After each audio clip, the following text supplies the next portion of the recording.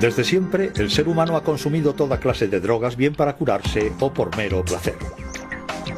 Drogas y cerebro, opiáceos y tranquilizantes, del placer a la dependencia. Alcohol, cocaína, morfina, pero todas ellas hacen mella en el cerebro.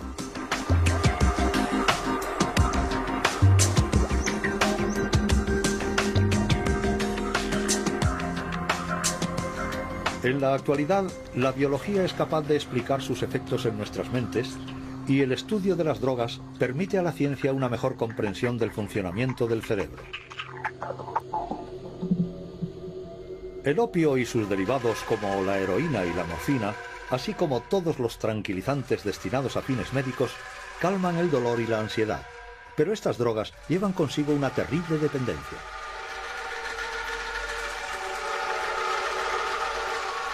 El opio, extraído de la savia de la adormidera, es una de las drogas más antiguas del mundo.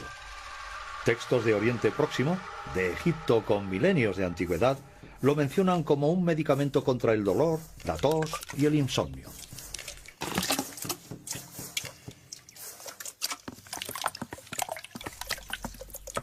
La heroína se produce a partir del opio, siendo un derivado aún más potente. Mezclada con algunos ingredientes como el agua, la cal y el cloro, la pasta de opio se transforma en heroína de una pureza del 80%. Una receta sencilla aplicada en Afganistán y en Myanmar, principales cultivadores de opio.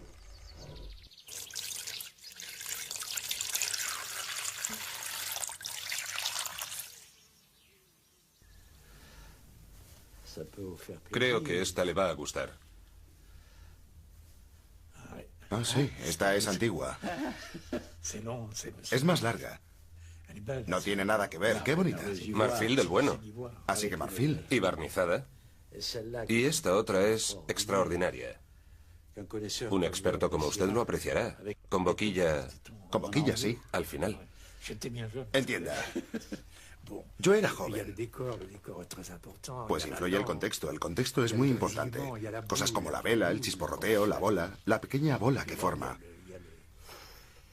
Y bueno, luego está la aspiración y las vías respiratorias se abren. Además se obtiene una especie de dilatación del encéfalo, una especie de prurito cerebral, sobre todo al principio.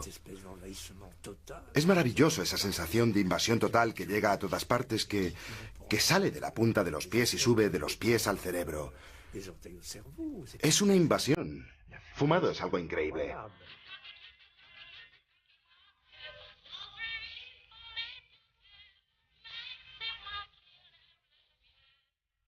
Esto es Saigón. Aquí vemos la fabricación del opio, pues todo el opio pertenecía a los gobernantes que se encargaban de venderlo. Era de buena calidad y el Estado participaba en su comercio.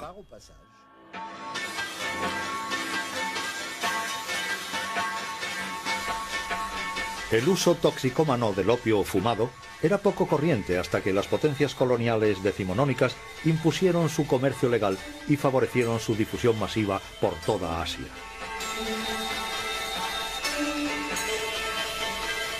Desde la tintura de opio vendida en farmacias hasta los fumaderos más o menos clandestinos, el consumo del opio alcanza a los países occidentales y acaba siendo prohibido en la década de 1910. En cuanto a la heroína, genera tal fenómeno de dependencia que acaba también en la ilegalidad unos años más tarde. Le tocaba el turno a la morfina, un analgésico tan potente como adictivo, cuyo uso se restringe al cuerpo médico. En la actualidad, 16 millones de personas consumen drogas derivadas del opio. Si el uso de la morfina es autorizada en medios sanitarios para paliar el dolor, existen más de 10 millones de toxicómanos consumidores de heroína, que es la más adictiva de todas las drogas. El psiquiatra Marc Vallée dirige un centro de atención que fue hace 30 años uno de los primeros centros de acogida de toxicómanos de toda Europa. ¿Cómo es que hay miles de moléculas psicoactivas tan poderosas? ¿Por qué esta sustancia, la heroína o diacetilmorfina, era una droga que implicaba ruptura, marginalidad? La droga de los toxicómanos. Es evidente que los opiáceos son los anestésicos más efectivos que se conocen, y lo mismo se puede decir como analgésicos. La heroína, al igual que la morfina y el opio, consiguen calmar todas las sensaciones que experimenta el sujeto, tanto externas como internas. Y a su vez, aliviará todos los dolores, todos los sufrimientos, bien sean psicológicos, físicos, o bien se trate de otros sufrimientos físicos como depresión, angustia, etc. Desde Thomas de Quincy y sus confesiones de un inglés comedor de opio, obra del siglo XIX, las autobiografías bajo los efectos de estupefacientes han tenido continuidad. En 1961, el escritor escocés Alexander Trocchi publicó el relato de su vida bajo la heroína, lo que le valió el ser grabado en plena acción por la cadena estadounidense NBC. In America, I've seen people take overdoses and come very close to death.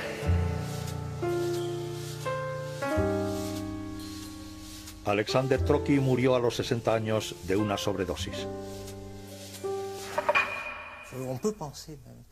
Se puede pensar, y esa es mi esperanza, que los modelos neurobiológicos y psicológicos de la adicción nos van a permitir replantear de una manera mucho más extensa todos los problemas de sufrimiento físico y las enfermedades mentales.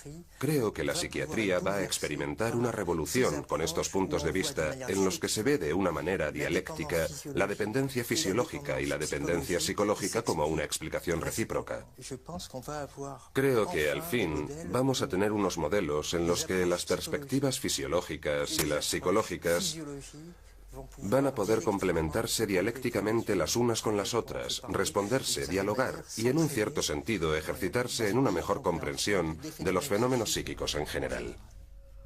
Sin las ratas y los ratones, jamás hubiéramos podido estudiar los efectos de las drogas. Comparten un gran número de sus genes con nosotros y las drogas desencadenan las mismas tempestades en sus cerebros.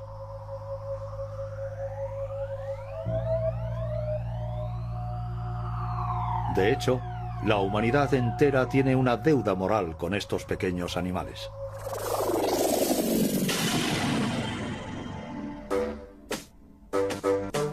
Podemos drogar a las ratas, manipular sus genes e incluso diseccionarlas. Es la triste, pero necesaria labor diaria de los laboratorios que comparan el estado de las ratas drogadas o genéticamente modificadas con las ratas controladas o normales.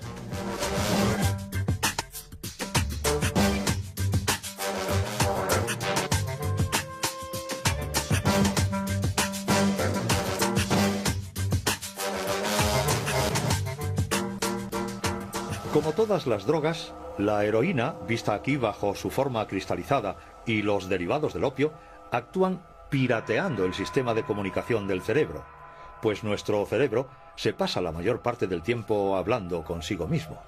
Su buen funcionamiento se basa en el diálogo incesante entre nuestros 100 millones de células nerviosas, las neuronas.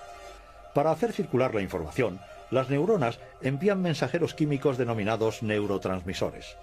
Bien sea el dolor, el placer o el ritmo en el intercambio de información, los neurotransmisores regulan un equilibrio sutil y complejo del que depende el conjunto de las funciones de nuestro organismo.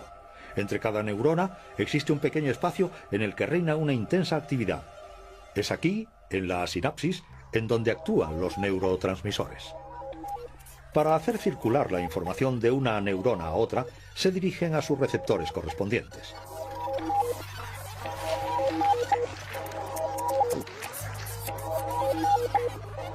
En 1973 se descubre que la morfina, al igual que la heroína, puede encajarse en algunos de los receptores. Un descubrimiento de gran calibre que ha permitido a científicos como Brigitte Kiefer explorar un sistema esencial en el funcionamiento del organismo. A partir de este descubrimiento, obviamente supusimos que no era nada normal que la naturaleza nos haya dotado de receptores específicos de una molécula producida por la adormidera. A priori no tenía ningún sentido. Así pues dijimos que debían de existir moléculas naturales segregadas por el cerebro que deberían, en condiciones fisiológicas normales, interactuar con los receptores. Y así es como nos pusimos a buscar los activadores naturales de los receptores a los opiáceos. A partir del descubrimiento de los primeros péptidos diminutos, se descubrió que también existe una familia de péptidos a los que se les denominó péptidos opioides, unas moléculas que son los activadores endógenos de los receptores. Como se asemejan a las drogas derivadas del opio, estas moléculas han sido bautizadas como péptidos opioides. Con sus receptores, los péptidos opioides constituyen lo que se denomina un sistema endógeno. Se llama así porque se encuentra en el interior de nuestro organismo y este sistema es indispensable para nuestra existencia.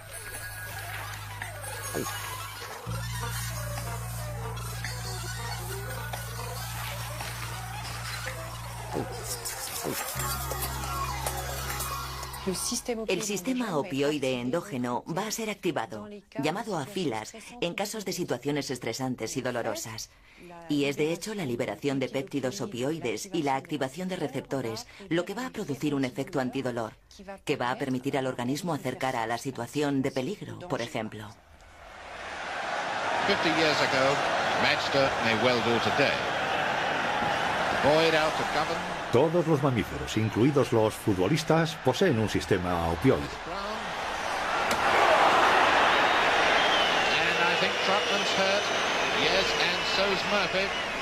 Durante la final de la Copa de Inglaterra de 1956, el portero alemán del Manchester City, Bert Treutmann, tuvo una mala caída y se fracturó las vértebras cervicales. El dolor debió de ser tan intenso que tuvo que haber perdido el conocimiento, pero estaba tan metido en el partido que sus péptidos opioides anularon su sufrimiento. Se levantó y siguió jugando hasta el final del encuentro.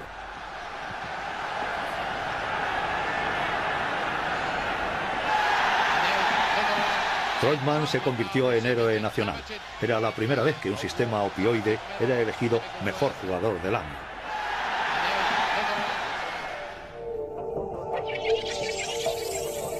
En el cerebro del cancerbero, los péptidos opioides estimularon a sus receptores en las zonas que controlan las sensaciones de dolor. Primero en la columna vertebral, que conduce hasta el cerebro todas las sensaciones experimentadas por el cuerpo. Después en el tronco cerebral, que controla los reflejos y los automatismos vitales como la respiración y el ritmo cardíaco.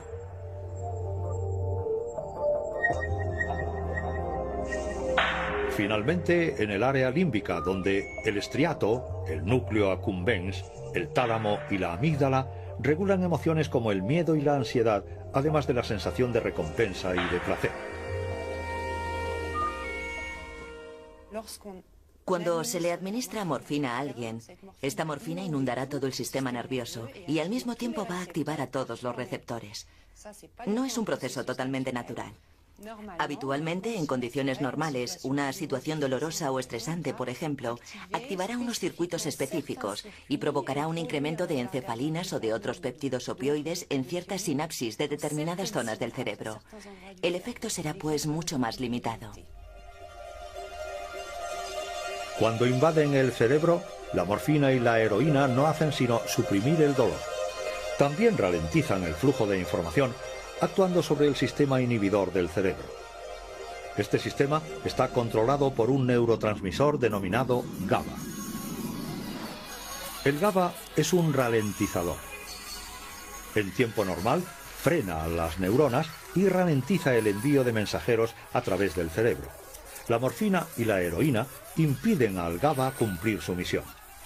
El GABA ya no puede retener la liberación de dopamina, un neurotransmisor que juega un papel crucial en la sensación de placer. Entonces se descarga un torrente de dopamina en las neuronas. Es el mecanismo que provoca la repentina sensación de placer de la heroína.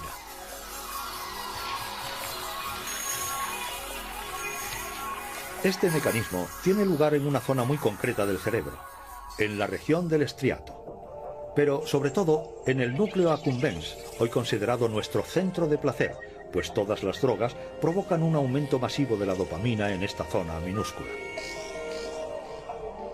Emiliana Borrelli estudia el impacto de todos estos mecanismos en el funcionamiento del cerebro. Estudios realizados sobre animales han demostrado que este incremento de la dopamina podría corresponder a la sensación de placer. Y es por esto, es decir, por esta sensación, por lo que notamos algo al tomar una droga. Se debe a la dopamina, que nos lleva a tomar aún más droga. Así pues, este es quizás el primer paso hacia la adicción. Es la adicción lo que puede con estos cerdos. Cuando se entregan a esta extraña ocupación, los cerdos sometidos al experimento sienten un dolor leve y constante en sus mandíbulas. Estimulan así su sistema opioide y anestesian su angustia. Una costumbre que puede convertirse en adictiva. Debido a que este sistema tiene que ver a la vez con el dolor y con la recompensa, el opiáceo exógeno de referencia, la morfina, es un producto con dos efectos muy poderosos. Es un potente analgésico, pero es también una sustancia adictiva, porque efectivamente trabaja con los dos registros, con los dos tipos de circuitos. Brigitte Kiefer ha querido separar el efecto antidolor y el efecto adictivo de la morfina. Para ello, ha estudiado a los 3 receptores de los opiáceos, Mi, Delta y Kappa.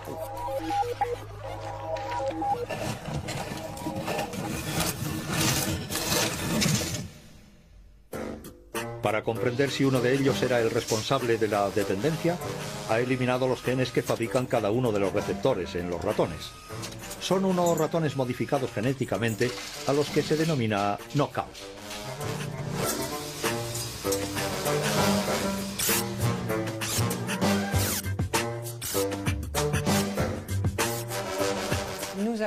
Hemos creado unos ratones en los que el gen de cada uno de los receptores ha sido eliminado. O sea, un gen en cada ratón. Y ha sido realmente el estudio del ratón al que se le ha anulado el gen del receptor Mi el que ha aportado la demostración. En definitiva, el receptor Mi es el que media en todas las actividades de la morfina. De hecho, hemos constatado que cuando desaparece el receptor Mi, la morfina deja de ser un analgésico. Deja de ser adictiva, ya no provoca una depresión respiratoria. Hemos testado todos los efectos biológicos de la morfina y no ha pasado nada. Por contra, la morfina funcionaba de maravilla en los ratones que no tenían receptores delta o kappa. Con la fórmula A más B hemos demostrado que es el receptor Mi el que media en todas las acciones de la morfina. Y era también la demostración de que no podemos disociar los efectos analgésicos de los adictivos en dos receptores diferentes. Así pues, desde el punto de vista de las estrategias terapéuticas o bien desde el diseño de nuevos medicamentos, está claro que si queremos poner a punto un activador del receptor Mi, estamos obligados a tener un analgésico adictivo. Esta ha sido la conclusión del estudio. Cuando la droga lanza su ofensiva sobre el cerebro, se pone en marcha todo un engranaje. Unos mecanismos complejos que tienen que ver tanto con la biología como con la psicología.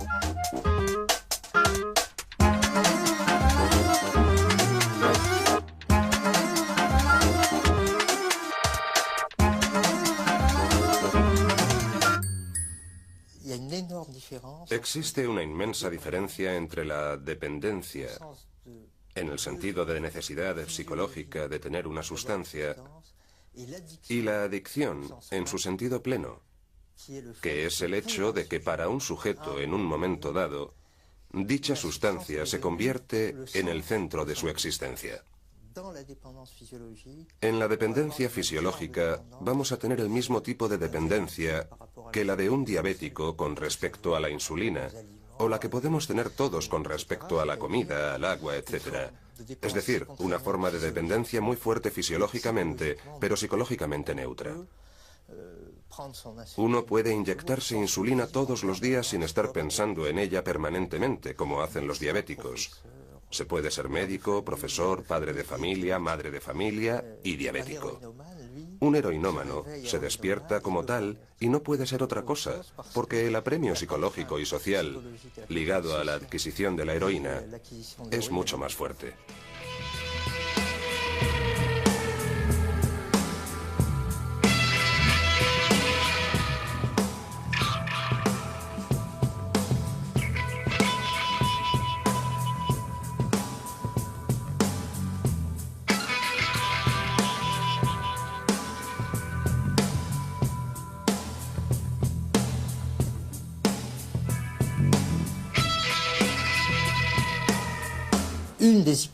Una de las hipótesis generales que puede explicar la toma de esta sustancia es la hipótesis de automedicación.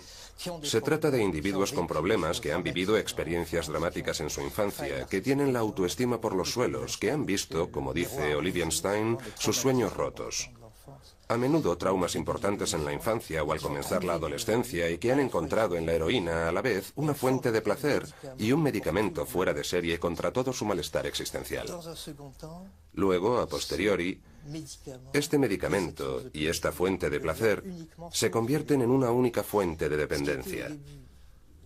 Lo que al principio era un encuentro como un flechazo entre una persona, un contexto y un producto, es ahora simplemente entre dicha sustancia y el cuerpo del individuo, la instauración de un proceso biológico de dependencia. La misma palabra, adicción, tiene una etimología realmente interesante, algo ya resaltado por el psicoanalista Jean Bergeret. Adictus en latín significa esclavo por deuda. Era la forma que tenían algunas personas de dejar su cuerpo como aval para pagar una deuda contraída en una fase de su vida, en la infancia, por ejemplo. Y mientras no fuera pagada, uno se convertía en esclavo por deuda. Ironically, the only relief from his demons is through the very poison that originally hooked him. The same heroin that will bind him ever more tightly to his living hell. But the blessed temporary delivery is not given through any noble, charitable motives. It's just the final step in Pete's carefully laid plan. He's made another junkie and another source of money. Sea cual sea la droga, los mecanismos de la dependencia aún están lejos de esclarecerse. El investigador Pier Vincenzo Piazza ha intentado averiguar si cualquiera de nosotros podría caer en la adicción o si más bien la toxicomanía es una auténtica enfermedad. En la actualidad, el toxicómano, cada vez más en nuestra sociedad, es considerado como alguien a medio camino entre el delincuente y el enfermo. Yo encuentro que socialmente es extremadamente importante responder a esta pregunta. ¿Hay alguna diferencia entre el deprimido que en el curso de un delirio depresivo mata a 15 personas y acaba en un hospital psiquiátrico y la toxicómana que roba 2 faldas y 500 euros y va directamente a la cárcel? ¿Es la drogodependencia una patología o no? Así pues, una forma de responder a esta cuestión es la siguiente. ¿Los animales pueden ser también toxicómanos? Porque si la respuesta es sí, entonces quiere decir que este comportamiento patológico puede existir fuera de un contexto social, fuera de un rasgo específico de una especie. Por tanto, no creo que se trate de un vicio, sino de algo diferente. Es una verdadera patología del comportamiento. En 2004, el equipo del Dr. Piazza puso en marcha un experimento para saber si las ratas son todas iguales ante la droga.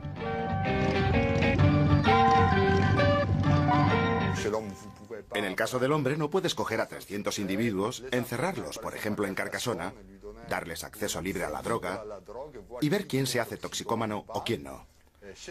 Con los animales puedes, en cambio, con un grupo homogéneo de ratas, ofrecerles un acceso similar a la droga y ver cuál aprende a autoadministrarse la droga y cuál no.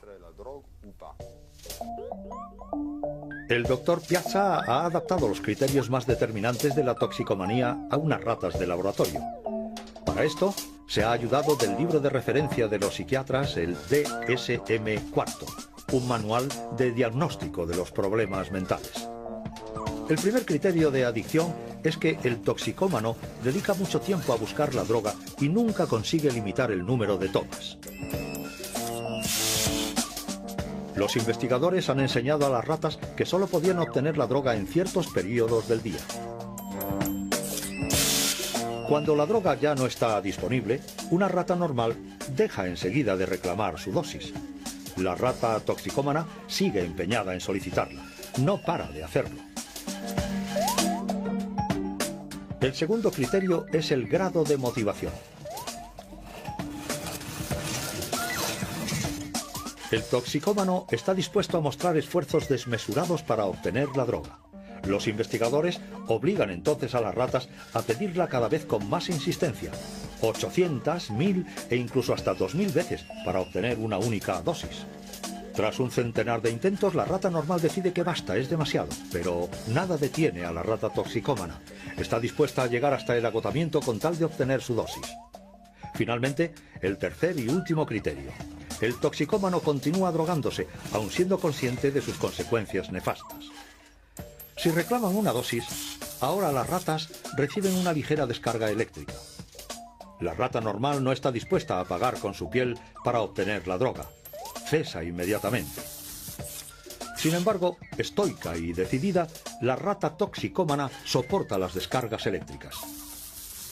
Conclusión del experimento: las ratas no actúan igual ante la droga. Algunas se vuelven toxicómanas y otras no. Lo interesante es que hemos visto un porcentaje de ejemplares que era muy similar al porcentaje de individuos en el caso de los humanos. En estos últimos, si sumamos a los consumidores y a los toxicómanos, pues depende del tipo de droga, está entre un 10 y un 30%, mientras que en los animales hemos visto que un 17% supera estos criterios de toxicomanía. This man came to Switzerland when he was 44. This one at age 16. This one at 37. And this one at 63. This one left it when he was just 18. Uno se hace adicto cuando se da cuenta de que se trata de un problema, cuando se convierte en una razón para sufrir. Es cuando alguien quiere reducir el consumo total o parcialmente, pero no lo consigue. Es este fenómeno de querer y no poder, el verdadero criterio absoluto de la dependencia. Creo que, al igual que en la depresión, las causas principales son el cambio de residencia y el divorcio. Es así para la depresión reactiva. Pero para ello, no vamos a impedir los cambios de residencia ni los divorcios para evitar que la gente se deprima. La cuestión es tratar al individuo deprimido. Limitar la disponibilidad de la droga es seguramente importante. Es necesario hacerlo. Pero no es así como se van a resolver todos los problemas de toxicomanía. La drogodependencia es un verdadero problema médico. Y como para la depresión y otras patologías psiquiátricas, es comprendiendo los mecanismos de estos desajustes e intentando arreglarlos cómo se podrá llegar al corazón del problema. Ciertos medicamentos plantean también este problema de dependencia. Son tratamientos concebidos para aliviar la angustia, pero de una manera menos radical que la heroína. Ya apenas se utiliza el hidrato de cloral, los temidos barbitúricos y los medicamentos a base de meprobamato. Todos estos tranquilizantes provocaban una dependencia severa. En la actualidad, los médicos prescriben a sus pacientes enfermos de angustia ansiolíticos como el Valium, el Xanax o el Lexomil, unas moléculas que se denominan benzodiazepinas. En los enfermos de ansiedad, ciertas áreas del cerebro como el estriato o el hipocampo sufren desajustes. Pero el principal destino de los medicamentos es la amígdala, que desencadena los reflejos del miedo y de la ansiedad. La acción exacta de las benzodiazepinas sobre las neuronas ha sido siempre algo misterioso. Hans Möller, un gran especialista en la ansiedad, fue el primero en comprenderlo. Normalmente la ansiedad es algo esencial para cada uno de nosotros. Sin ella ya estaríamos todos muertos. Nadie atravesaría una calle. Por tanto, la ansiedad es algo fundamental. Pero hay pacientes que sufren de exceso de ansiedad. No sé si han visto alguna vez a alguien en plena crisis de ansiedad. Da auténtico pavor. Estas personas pueden estar sentadas en un restaurante, en la oficina, en casa, y de repente, sin un desencadenante evidente, se quedan rígidos, sudan, su corazón se acelera y piensan que ya les ha llegado su último momento. Son incapaces de moverse, de levantarse, y tras una hora, el ataque aminora o desaparece. La ansiedad en estos pacientes es devastadora. Debemos encontrar un medio para ayudarles. Hans Möller descubrió que benzodiazepinas como el Valium actuaban sobre el sistema de ralentización del cerebro, el sistema del GABA.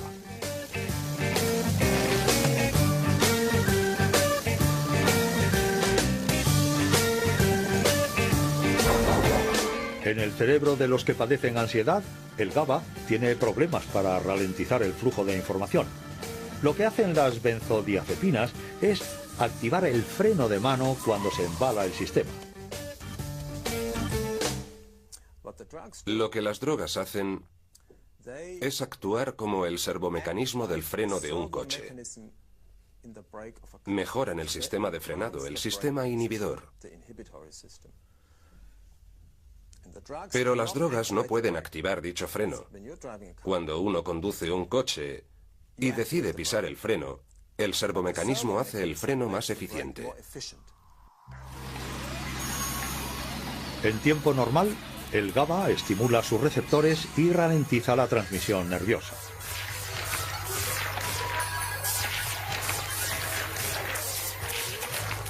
Cuando las benzodiazepinas se adhieren a una pequeña zona de los receptores, el GABA se vuelve aún más eficaz y los mensajes de ansiedad se frenan en seco. Las benzodiazepinas son muy eficientes, tanto que algunos no lo tienen nada fácil. Ciertos pacientes también muestran dependencia, tienen problemas para detener la medicación. Por eso se debería tratar a los pacientes con benzodiazepina por un periodo de tiempo limitado. No se debería tratar a pacientes con un historial de drogodependencia. Alguien que haya tenido problemas con otras drogas, como el alcohol, no debería tomar benzodiazepina porque el riesgo de depender de las benzodiazepinas es mayor. Por otra parte, con 80 millones de frascos al año, los franceses son los mayores consumidores del mundo de ansiolíticos. Para resolver este problema de dependencia, Hans Möller, al igual que Brigitte Kiefer, estudia el papel de cada uno de los receptores GABA. Nosotros y otros equipos hemos descubierto que existen más de una docena de frenos, subfrenos yo diría. Todos son diferentes receptores GABA. Al principio se creía que solo existía uno, el mismo en todo el cerebro, pero no es así. Hay ciertas partes en el cerebro que tienen otras este otro, etc. Y las benzodiazepinas de toda la vida que hoy se usan para fines clínicos no perciben la diferencia, interactúan con todos ellos. Así que pensamos, ¿no sería más sensato desarrollar un agente o un medicamento que actuara solo con este o con este otro? Quizás evitaríamos los efectos secundarios, sería una farmacología diferente, y es precisamente lo que estamos desarrollando en este momento.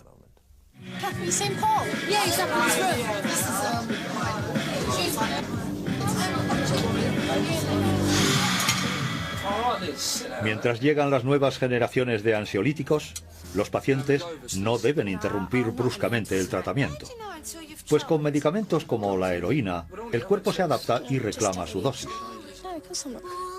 Sin ella, se activa el síndrome de abstinencia. The first smoke of heroin can make you throw up, but some people still go back for more. If you get into it, your looks will start to go, and you'll feel even worse. Una vez que su organismo se ha habituado es cuando se llega a la situación típica del heroinómano que nos viene a pedir ayuda diciendo: empecé a tomar heroína porque era un goce extraordinario, un placer superior al orgasmo. Era fantástico porque me hacía olvidar todos mis problemas existenciales, se acababan mis preocupaciones. Ya no tenía ningún tipo de problema existencial, se acababa el sufrimiento. En la actualidad solo tomo la heroína para estar normal. Sin embargo, si la dejo, experimento un sufrimiento absolutamente terrible. Este sufrimiento es psicológico. Vuelven a aflorar mis angustias, no consigo dormir. Pero este sufrimiento es también físico, fisiológico. Me duele todo, los músculos, los huesos, me provoca diarrea, vómitos. He needs a shot now, and he needs it badly. But this is the last one. After he's feeling better, he'll quit. Never touch the stuff again. At first, it all seemed like such harmless fun. It was hit to go along with the gang. But where's the gang now? Why aren't they with him when he needs them most? Too late, he realizes that by joining to belong, he's more alone than ever. This is the one trip he must take all alone. Only he himself can experience the unbearable agony of withdrawal. Alternately, he will feel... El típico síndrome de abstinencia de los toxicómanos radica en el cerebro. Para seguir funcionando con normalidad, el cerebro está obligado a modificar sus interconexiones y su equilibrio. 72 hours, then continue for 2 more weeks. In the meantime, he must obey the rules of the drug addict's world of secrecy. La primera vez que alguien se expone a una droga es por curiosidad. Es simplemente una sobreestimulación de sus neuronas. Cuando la situación se vuelve crónica, o sea, cuando el que la probó continúa tomándola, es algo celular. Experimenta, ¿cómo decirlo?, una especie de memoria celular. Por tanto, no es la memoria del individuo la que interviene, sino la memoria precisamente neuronal. Primero debemos saber que antes de experimentar el llamado mono, el cerebro ya se ha vuelto dependiente. Digamos que en la persona que se vuelve dependiente, es decir, que consume droga de manera continua y en grandes cantidades, su cerebro cambia de estado. Va a entrar en una fase que se llama estado de dependencia. Y efectivamente es un estado en el que se va a acostumbrar a la presencia de la droga y tratará de compensarlo en el sentido inverso. En el caso de los opiáceos, de la heroína, por ejemplo, sabiendo que la heroína es inhibidora de las neuronas a fuerza de estar constantemente inhibidas, estas van a desarrollar unos fenómenos compensadores y, en cierto sentido, van a lanzar unos sistemas excitadores. Mientras el cerebro esté bajo la heroína, estará mantenido bajo inhibición y progresivamente regresará a un estado nuevo de equilibrio que es similar al normal, pero bajo la heroína, porque los efectos inversos han sido potenciados. Si le quitáramos la heroína de golpe, ¿qué sucedería en ese momento? Se pasaría a otro estado de forma radical, cambiaríamos de nuevo el equilibrio. Si el inhibidor general ya no está presente, van a salir a flote todos los efectos excitadores, que en definitiva no son sino el mono.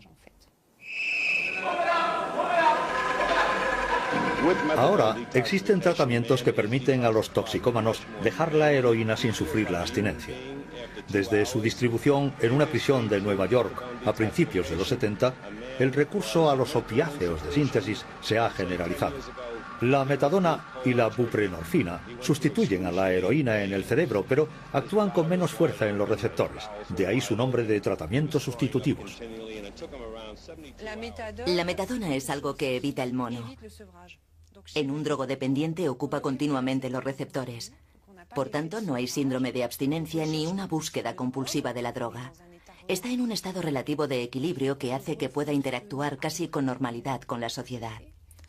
Con esto también se vuelven adictos a la metadona o a la buprenorfina. Sin embargo, no se da el subidón que sienten los heroinómanos bajo el efecto de la droga, porque la metadona y la buprenorfina no alcanzan un nivel de concentración tal que provoque el efecto de búsqueda en el toxicómano. A un nivel fisiológico puro, podemos decir que reemplazar la heroína por la metadona o la buprenorfina no es sino sustituir una droga por otra. Sustituimos una droga prohibida por otra legal. Una droga que vale muy cara por otra suministrada por la sociedad. Una sustancia de acción corta e intensa por unos productos de acción menos intensos pero mucho más duraderos. Los tratamientos de sustitución no son la panacea. Los investigadores desearían dar con un tratamiento que curara la adicción en vez de disminuirla. Para ello, la investigación se interesa de cerca en la dopamina, el neurotransmisor ligado a la sensación de placer provocada por las drogas. Exactamente como para los opiáceos o el GABA, existen varios tipos de receptores a la dopamina. Y es uno de ellos, el receptor D2, el que parece jugar un papel crucial en la dependencia de las drogas. Para estudiarlo, los investigadores recurren a ratones modificados genéticamente. Con el objetivo de poder estudiar el papel del receptor D2 en su respuesta a las drogas, pero digamos también en su función fisiológica cotidiana, hemos creado unos animales knockout, en los cuales el receptor D2 no se hace evidente.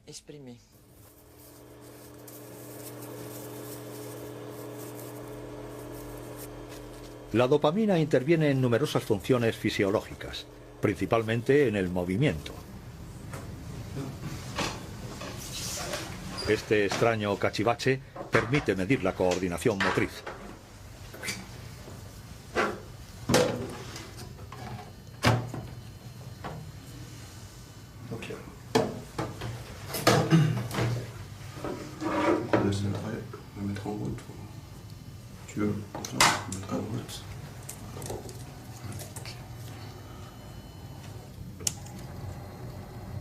Un fracaso total para el ratón Knockout. Pero los receptores D2 juegan también su papel en la toxicomanía. Hemos podido demostrar que en ausencia del receptor D2, los ratones dejan de responder, por ejemplo, a los efectos reforzadores. Por tanto, eso les conduce enseguida a la adicción.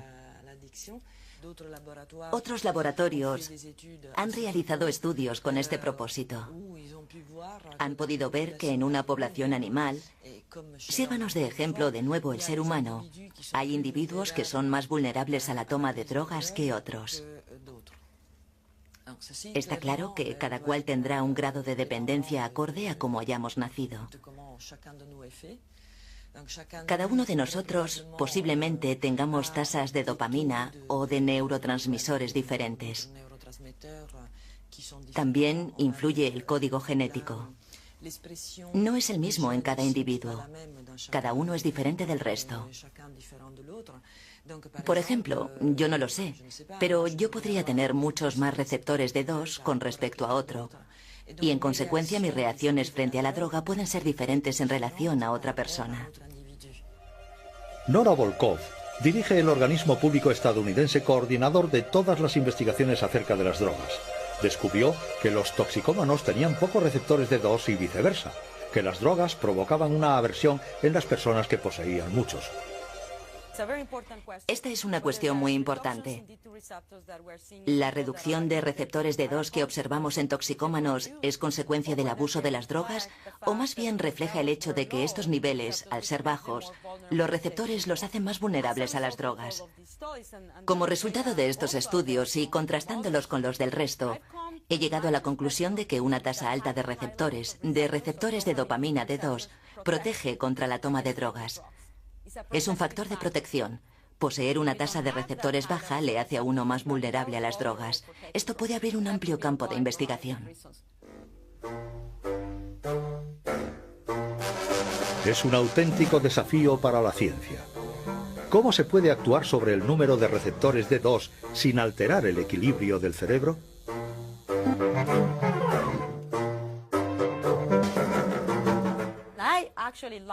Me encanta esta interpretación porque nos anima a desarrollar estrategias que nos permitan elevar el número de receptores. Si me hubieran planteado esto hace 3 años, hubiera respondido que no es posible aumentar la tasa de receptores en humanos porque no disponemos de medicinas para ello. Lo que sí es posible, lo que estamos intentando desarrollar, es el recurso a intervenciones de comportamiento, intervenciones psicoterapéuticas que puedan cambiar, que permitan aumentar los niveles de receptores. Esto suena a ciencia ficción, pero sabemos, por ejemplo, que el estrés crónico en ratas provoca una disminución de los receptores de dopamina D2. ¿Cuál sería el efecto si le aliviáramos el estrés a una persona que está estresada?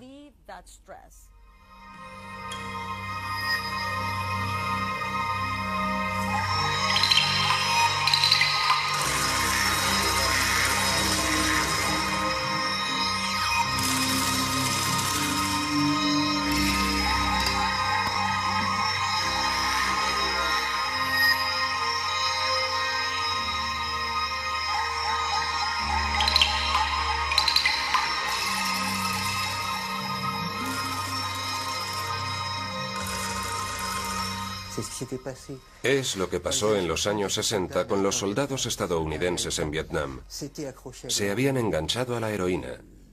una heroína de gran calidad. Habían tomado mucha y repetidamente, o sea, eran muy adictos.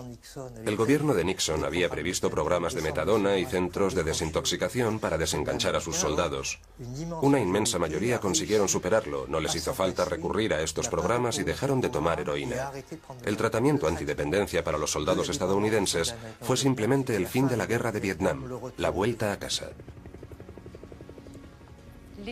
La experiencia de consumir droga es algo muy fuerte, golpea duro y deja de alguna forma una huella que, por otra parte, está muy ligada al contexto. Todos los médicos están de acuerdo en que si ubicamos a un toxicómano arrepentido en su ambiente, lo va a pasar mal, porque va a notar la abstinencia al instante. Es un fenómeno de memorización. Por eso los estudios actuales giran en torno a la comprensión de esta forma de aprendizaje maldito, digámoslo así, que sucede cuando alguien se vuelve adicto a las drogas. Hoy en día se da por válida esta actuación. Hemos constatado que uno de los tratamientos con ratas de laboratorio adictas a la heroína es cambiarlas de jaula. Las metemos en jaulas más grandes con unas condiciones de vida mejores y entonces dejan de administrarse heroína el resto de sus vidas. Por consiguiente, es la validación científica de un dato clínico realmente importante. Como la droga, las experiencias vitales y los recuerdos atraviesan la membrana de las neuronas, el espacio líquido de la sinapsis, y quedan marcados para siempre en nuestro cerebro. El estudio de estos procesos complejos es lo que reconcilia ahora a la neurobiología con la psicología. Por tanto, es una dependencia que es a la vez fisiológica y psicológica. Y consideramos hoy, por otra parte, que la dependencia es un fenómeno global y que es probablemente un error haber separado la dependencia psicológica de la dependencia fisiológica. Ya no estamos en la época en la que se pensaba que el alma era un órgano separado del cuerpo y que estaba unido al cerebro por la apófisis. Sabemos de cierto que la psicología y la fisiología son dos maneras de abordar los mismos fenómenos. Permítanme darles un excelente ejemplo de un estudio de Michael Meaney que acaba de ser publicado recientemente. En él muestra que a una rata, cuando su madre no tiene contacto físico con ella, eso le lleva a silenciar un gen que hace al animal más sensible al estrés. Aquí tienen la construcción psicológica de la respuesta a un estrés, pero también la información altamente elevada de la ciencia que identifica el estrés ambiental como silenciador de un gen, lo que se traduce en la ausencia de expresión de un receptor. Con todo, no lo considero como una vuelta a la psicología. Lo veo como poder aprovecharnos de la ciencia y de la tecnología, que tienen en común tratar de entender cuáles son los procesos neurobiológicos que subyacen bajo los mecanismos psicológicos. Es como mirarse al espejo, según como uno lo mire. Por un lado, se podría decir que los genes no van a tener el mismo efecto en la vulnerabilidad a las drogas. Es en función del ambiente en el cual uno se mueva, o las experiencias que uno haya vivido. O a la inversa, se podría decir que el medio no tendrá los mismos efectos en función de los genes del sujeto. Resultado, no se puede considerar a los genes y al entorno como dos variables independientes que actúan cada una al 50%. Más bien es una sola influencia. Y es la interacción entre los dos factores lo que va a determinar nuestro ser. Las historias de adicción se parecen a los romances amorosos. Una persona, con sus genes, se encuentra con la droga en un momento de su vida. Un flechazo destructor donde lo vivido y la psicología juegan un papel determinante.